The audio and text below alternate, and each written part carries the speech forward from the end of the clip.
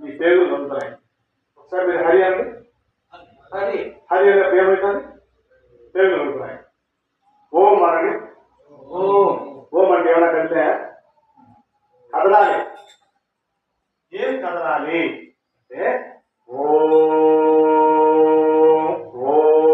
అన్నప్పుడు గొంతులో ఉండే నరాలు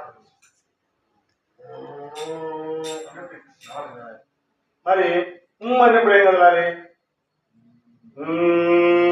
అని చూడండి. బ్రెయిన్ లో ఉండే నరాలు కలుగుతాయి. కదులుతాయి, వస్తారండి అది చూడండి. ఎక్కడ ఉన్నాయి నరాలు?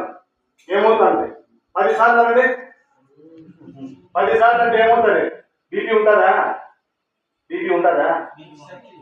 గొంతు ఉంటుందా? కడుపులో గ్యాస్ ట్రబుల్ ఉంటుందా?